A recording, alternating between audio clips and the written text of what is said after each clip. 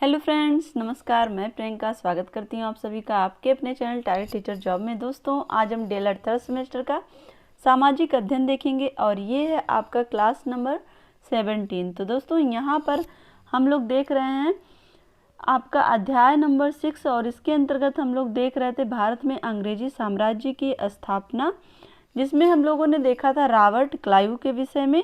तो आज हम देखेंगे आपका वारेन हेस्टिंग और लॉर्ड कॉर्नवालिस। तो दोस्तों, इसके बाद आपका Lord Wellesley, Lord William Bentinck और लॉर्ड डलहौजी इस अध्याय के अंतर्गत बचेंगे। तो दोस्तों, यहाँ पर आज हम लोग देखेंगे वारेन हेस्टिंग और लॉर्ड कॉर्नवालिस के विषय में। तो चलिए शुरू करते हैं। वारेन हेस्टिंग 1772 ईस्वी में वारेन हेस्टिंग को बंगाल का गवर्नर बनाया गया था और 1773 ईस्वी के रेगुलेटिंग एक्ट के द्वारा उसे 1774 ईस्वी में बंगाल का गवर्नर जनरल नियुक्त किया गया। क्लियर।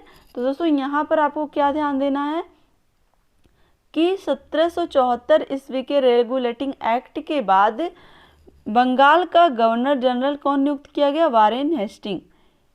क्लियर।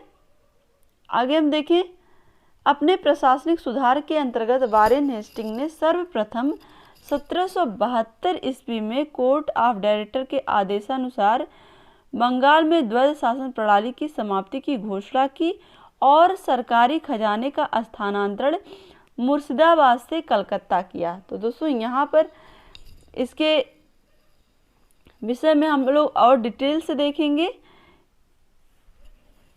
हेस्टिंग का विचार था कि समस्त भूमि शासक की है और राजस्व सुधारों को व्यवस्थित करने के लिए उसने परीक्षण तथा अशुद्धि यानी कि ट्रायल एंड एरर के नियम को अपनाया। जो भी राजस्व सुधार थे उसके विषय में हम लोग और डिटेल से नीचे देखेंगे कि उसके सुधार कार्य क्या क्या हैं। तो दोस्तों, यहाँ पर देखिए,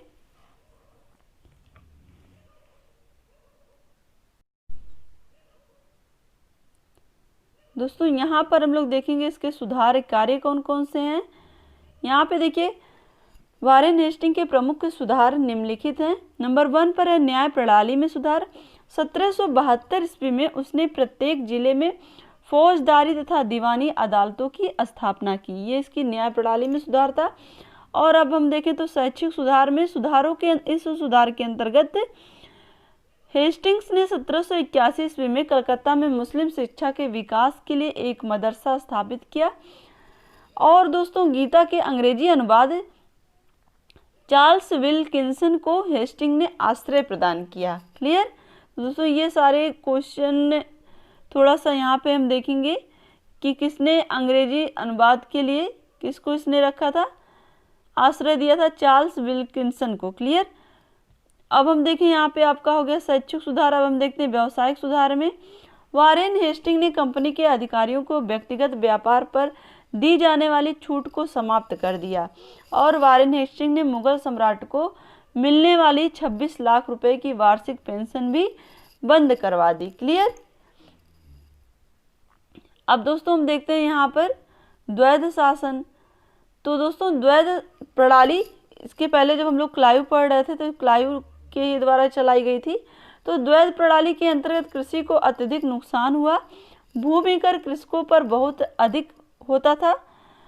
जो भी भूमि कर था किसानों पर बहुत ही ज़्यादा था और भूमि का संग्रह करने का भार प्रतिवर्ष अधिकाधिक बोली लगाने वाले को सौंप दिया जाता था, जिसकी भूमि में अस्थायी रूप से कोई रुचि नहीं होती थी। सबसे दुखद घटना तब थी दोस्तों जब 1770 ईस्वी के बंगाल का भयंकर अकाल, जिसमें अत्यधिक जान माल की क्षति हुई और अकाल के दिनों में भी भूमि कर दृढ़ता पूर्वक वसूल किया गया। तो कंपनी के कार्यकर्ताओं ने लोगों की आवश्यक वस्तुओं की कीमतों को भी बढ़ाकर लाभ कमाया। तो एक तरह से इसलिए भी देखिए यहाँ पे क्या किया इसने, द्वैध शासन समाप्त किया, क्योंकि ये सारे जो तरह से कंपनी के जो लोग थे वो कहीं ना कहीं जो आवश्यक सामग्री थी उसमें भी वो लोग कीमतों को बढ़ाकर उसमें भी लाभ कमा रहे थे। और ये द्वैध शासन प्रणाली के अंतर्गत जब अकाल पड़ा तो कहीं ना कहीं अकाल के बाद भी कर वसूला गया लोगों से दृढ़ता पूर्वक, एक तरह से बहुत ही बर्बरता के साथ। तो ये सारी चीज़ों पर रोक लगाने के लिए भी द्वैध शासन को समाप्त करना बहुत ही ज़्यादा आवश्यक हो गया था। अब यहाँ पर हम देखें दस्तक प्रथा की समाप्ति। तो दोस्तों दस्तक प्रथा क्या है? हेस्टिंग ने दस्तक पत्र प्रथा की समाप्ति की घोषणा कर दी, क्योंकि इसका अंग्रेजी व्यापारी दुरुपयोग करते थे। इससे चुंगी से होने वाली आय कंपनी को प्रत्यक्ष मिलने लगी। तो दोस्तों यहाँ पर देखिए इस प्रणाली का जो सही उपयोग ना करके यहाँ के जो अंग्रेजी व्यापारी थे वो गलत तरीके से इसका उपयोग कर रहे थे, इसलिए क्या किया इसने, इसको समाप्त कर दिया और इससे चुंगी से होने वाली आय कंपनी को प्रत्यक्ष रूप से मिलने लगी। अब यहाँ पर हम देखेंगे नंबर 6 पर आपका ददनी प्रथा का अंत। ददनी प्रथा क्या है? इस प्रथा के अंतर्गत कंपनी के कर्मचारी भारतीय कारीगरों के माल यानी कि वस्तुओं के बनने के पूर्व ही धन देकर कम मूल्य पर खरीद लेते थे। जो भी वस्तु भारतीय व्यापारी या भारतीय कारीगर जो थे वो जो भी वस्तुएं बनाते थे उन वस्तुओं को कम ही दाम पर बनाने से पूर्व ही खरीद लेते थे और उसको अधिक मूल्य पर बेचते थे। तो इस प्रथा के अंतर्गत कारीगरों का शोषण किया जाता था। तो ये क्या है? ददनी प्रथा। एक तरह से कारीगरों का शोषण बचाने के लिए ददनी प्रथा का अंत इसने कर दिया। क्लियर? तो दोस्तों यहाँ पर हम लोग इसके कार्यों में जो भी महत्वपूर्ण पॉइंट है बस उसको हमें ध्यान से देखना है और बाकी चीज़ें हम लोग डिस्कस कर ही रहे हैं। अब यहाँ पर हम देखें नंबर 7 पर है बैंक एवं टकसाल की स्थापना। कलकत्ता में एक बैंक और मुद्रा की ढलाई के लिए एक सरकारी टकसाल की स्थापना भी इसने की। क्लियर? क्योंकि वहाँ पर आर्थिक स्थिति को और दृढ़तापूर्वक मजबूत बनाने के लिए बैंक एवं टकसाल की महत्वपूर्ण आवश्यकता महसूस हुई और उसके लिए इसने क्या किया? बैंक एवं टकसाल की स्थापना की। यहाँ पर हम देखें नंबर 8 पर भ्रष्टाचार पर नियंत्रण। कंपनी में बढ़ती भ्रष्टाचार की शिकायतों की वजह भेंट उपहार एवं रिश्वत लेने पर प्रतिबंध। अब यहाँ पे देखिए 9 पर राजकोष का स्थानांतरण। इसके पहले ही हम लोगों ने देखा कि वारेन हेस्टिंग ने अपना राजकोष मुर्शिदाबाद से कलकत्ता स्थानांतरित किया। यहाँ पे देखिए नंबर 10 पर है सुरक्षा का प्रबंध। बंगाल की जनता एवं कंपनी की सुरक्षा के लिए उचित प्रबंध किए गए और चोर एवं डाकुओं के विरुद्ध कठोर कदम उठाए गए। और यहाँ पर नंबर 11 पर अंग्रेज कलेक्टरों की नियुक्ति। प्रत्येक जिले से राजस्व की वसूली के लिए भारतीयों के स्थान पर अंग्रेज कलेक्टरों की इसने नियुक्ति की। तो दोस्तों यहाँ पर देखिए जो राजस्व वसूल करते थे अगर वो भारतीय हैं तो उनके स्थान पर अंग्रेज कलेक्टरों की नियुक्ति की गई। क्लियर? तो दोस्तों ये था आपका वारेन हेस्टिंग के विषय में। अब हम देखेंगे लॉर्ड कॉर्नवालिस के विषय में। तो कॉर्नवालिस ने 1793 ईस्वी में प्रसिद्ध कॉर्नवालिस कोड का निर्माण करवाया था जो शक्तियों के पृथकीकरण सिद्धांत पर आधारित था। क्लियर? इसमें जो मेन पॉइंट है दोस्तों वही हम देखते चल रहे हैं। और दोस्तों यहाँ पर देखिए पुलिस कर्मचारियों के वेतन में वृद्धि के साथ ही ग्रामीण क्षेत्रों में पुलिस अधिकार प्राप्त जमींदारों को इस अधिकार से वंचित कर दिया गया। दोस्तों यहाँ पर हम देखें तो पुलिस कर्मचारियों के जो भी वेतन थे उसमें वृद्धि के साथ साथ इसने क्या किया? ग्रामीण क्षेत्रों में जो भी पुलिस अधिकार प्राप्त जमींदार थे यानी कि जो अधिकार पुलिस लोगों को प्राप्त था वही अधिकार जमींदार को प्राप्त था। तो इस अधिकार से अब जमींदार को इसने वंचित कर दिया था। क्लियर?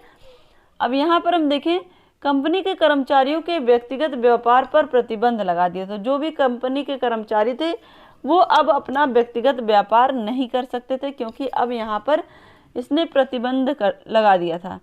अब यहाँ पे देखिए भारतीयों के लिए सेना में सूबेदार, जमादार, प्रशासनिक सेवा में मुंसिफ, सदर, अमीन या डिप्टी कलेक्टर से ऊंचा पद नहीं दिया जाता था। तो जो भारतीय थे उन्हें जो भी सेना थी यानी कि अंग्रेजों की जो सेना थी उसमें सूबेदार, जमादार, प्रशासनिक सेवा में मुंसिफ, सदर, अमीन या डिप्टी कलेक्टर से ऊंचा पद नहीं दिया जाता था।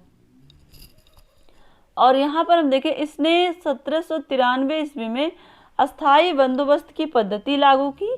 दोस्तों इसमें सबसे ज़्यादा महत्वपूर्ण इसका यही है कि इसने क्या किया था?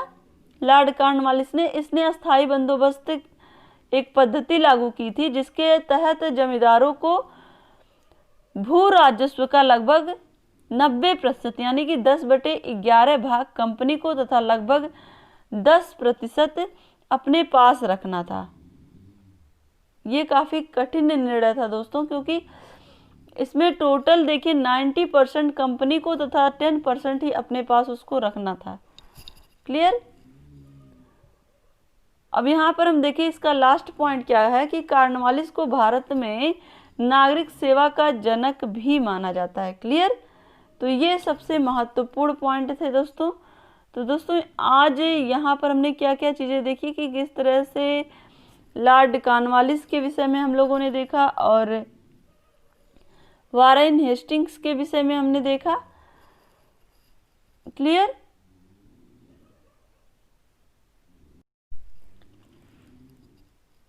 तो दोस्तों आज का आपके लिए प्रश्न है कि किस रेगुलेटिंग एक्ट के द्वारा